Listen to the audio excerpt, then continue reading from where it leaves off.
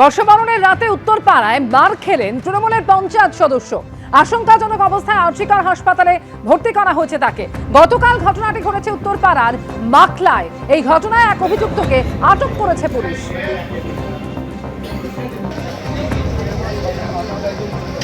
পার্থপ্রতিম ঘোষ আমাদের সঙ্গে রয়েছেন। পার্থপ্রতিম, তৃণমূলের পঞ্চায়েত সদস্য যাকে মারধর করা হয় আরজিকর হাসপাতালে ভর্তি করা হয়েছে, তার অবস্থা এখন কি রকম এবং একজনকে আটক করা হয়েছে ঘটনায়, ঠিক কাদের বিরুদ্ধে অভিযোগ?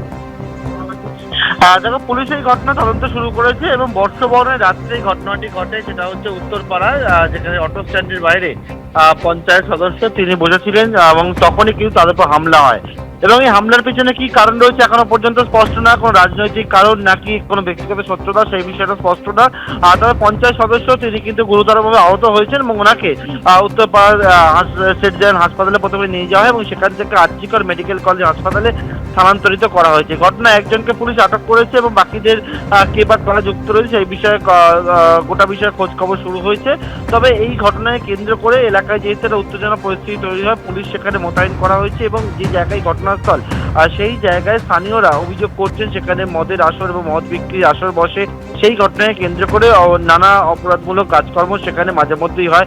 তারই জের কিনা নাকি এর পিছনে অন্য কোনো রাজনৈতিক কারণ রয়েছে, সেই সমস্ত বিষয়টা খতিয়ে দেখে তদন্তর কাজ এগিয়ে নিয়ে যাচ্ছে। তবে আহত পঞ্চায়েত সদস্য তার চোট গুরুতর থাকায় তাকে কলকাতার আরজিকর হাসপাতালে তিনি বর্তমানে চিকিৎসাধীন রয়েছেন। অমৃতা, ধন্যবাদ পার্থ।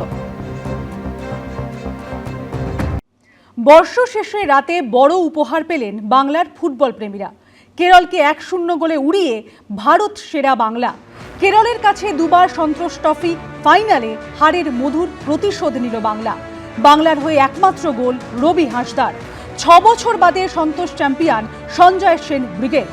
আর এ নিয়ে 33 বার সন্তোষ ট্রফি ঘরে তুলল বাংলা। জয়ী দলকে শুভেচ্ছা জানিয়েছেন রাজ্যপাল, মুখ্যমন্ত্রী ও ক্রীড়ামন্ত্রী।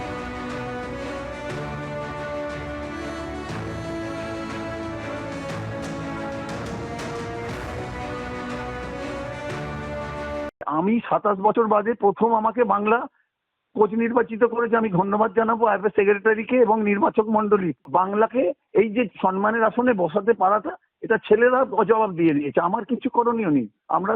আমি শুধু তাদেরকে বলেছি এইটা করতে, তারা করেছে ছেলেরা। এবং সব থেকে বড় কথা, অন্তত বাঙালি খেলোয়াড় যারা একটুখানি স্বপ্ন দেখে ভালো খেলবো, তারা যেন উদ্বুদ্ধ হয় এই বাংলার সাফল্যে। খেলোয়াড়দের কৃতিত্ব এই আমাকে এই যে সম্মানটা দিয়ে দেওয়ার জন্য। 14 বছর বাদে মোহনবাগানের মতো একটা ক্লাব আই লিগ পেয়েছে, সেটা একটা দুর্দান্ত অনুভূতি। কারণ সেটা তো একটা সমর্থক প্রশিক্ষিত ক্লাব না, যে ফ্যান বেস ক্লাব। হ্যাঁ, মোহামেডানকে 44 বছর আইএফএ শিল্ড জেতানোটা, সেটাও তো একটা বিশাল ব্যাপার।